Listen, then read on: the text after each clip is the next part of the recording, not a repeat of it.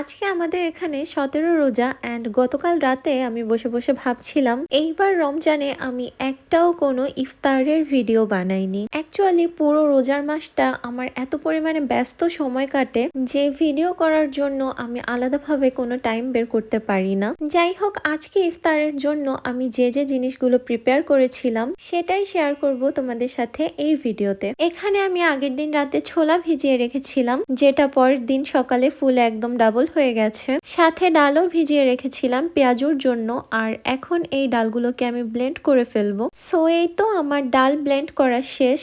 আর এইদিকে আমি ছোলাগুলোকেও প্রেসার কুকারে দিয়ে সিদ্ধ করে নিয়েছি, এতে করে রান্না করার সময় অনেক ইজি হবে আর কম সময়ের মধ্যে হয়ে যাবে। আমাদের এখানে মাগরিব প্রায় 7টার দিকে হয়, আর আমি ইফতারের 1.5 থেকে 2 ঘন্টা আগে সবকিছু প্রিপেয়ার করা শুরু করি। ফার্স্টেই আমি এখানে ছোলাটা রান্না করে নিচ্ছিলাম, আর এইদিকে বাকি সবকিছু আস্তে আস্তে রেডি করে নিচ্ছিলাম। আমার কিচেনের অবস্থা একদমই মেস। আজকে আমি ইফতারে ভাজা পোড়া বানাবো। নর্মালি প্রতিদিন আমরা ভাজা পোড়া খাই না, কারণ প্রতিদিন এত পরিমাণে তেলে ভাজা জিনিস খাওয়া হেলথের জন্য ভালো না। তবে যেদিনই আমি এগুলো বানাই আমি খুবই এক্সাইটেড থাকি, বিকজ আমাদের বাংলাদেশিদের জন্য তো এটা খুবই পপুলার একটা ইফতার। এনিওয়েজ, এরপরে এইদিকে আমি আমার আলুর চপের পুরটা বানিয়ে ফেলেছি। আর আলুর চপের ভেতরে আমি সবসময় ডিম সিদ্ধ ইউজ করি। ডিম অ্যান্ড আলু 2 in 1, প্লাস এইদিকে বেসনও গোলানো শেষ।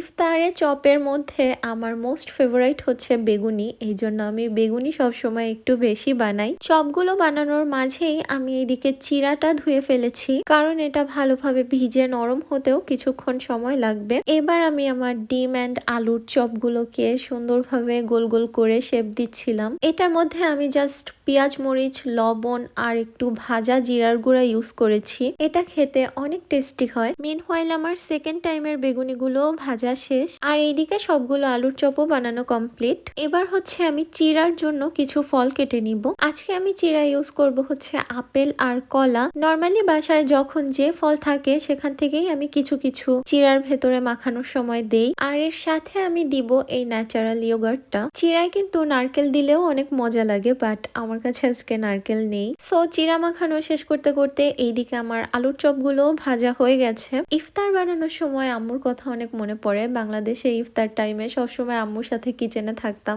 আর এখন সবকিছু একা একাই করি। যাই হোক, এরপর একটু আগে আগে ফ্রিজ থেকে খেজুর বের করে নিলাম যাতে ঠান্ডাটা কেটে যায়। মোস্ট অফ দ্য ডে আমার শরবত হিসেবে ইফতারে রুয়াবজাই খাওয়া পড়ে। এটা আমার খুবই পছন্দের একটা জিনিস, এন্ড আমি আমার চিড়ার মধ্যে সবসময় এভাবে রুয়াবজা অ্যাড করি। এতে করে চিড়ার সাদা অ্যান্ড রুয়াবজার রেড কালারটা একসাথে মিক্সড হয়ে চিড়ায় একটা পিঙ্কিশ টোন আসে, আর আমার এই পিঙ্ক চিড়াটা খেতে খুবই ভালো লাগে। সো এই তো আমার পিঙ্ক চিড়া অ্যান্ড শরবত রেডি। এইদিকে আমি প্লেটে সব চপ থেকে একটা একটা নিয়ে নিয়েছি। এখানে পরে আমি শাকের চপও বানিয়েছিলাম, যেটা আর ওইভাবে ভিডিও করা হয়নি। প্লাস শেষের দিকে যদি এক্সট্রা বেসন থেকে যায় আমি সেটার ভেতরে সবসময় আস্তে আস্তে কাঁচামরিচ দিয়ে মরিচের চপ টাইপের কিছু একটা বানাই, যেটা খেতে বেশ ইউনিক লাগে। এবার আমি এটার মধ্যে নিব হচ্ছে খিচুড়ি। খিচুড়িটা অবশ্য আমার হাজবেন্ড রান্না করেছে। ইফতারে খিচুড়ি খাওয়া হচ্ছে আমার শ্বশুর বাড়ির ট্রেডিশন। আমি যেদিন ফার্স্ট টাইম এটা দেখেছিলাম, মানে চপের সাথে এভাবে খিচুড়ি খাওয়া, আমি খুবই অবাক হয়েছিলাম, কারণ আমি তো জানি এগুলো সবসময় মুড়ি দিয়েই খায়। আই স্টিল রিমেম্বার সবাই আমাকে বলছিল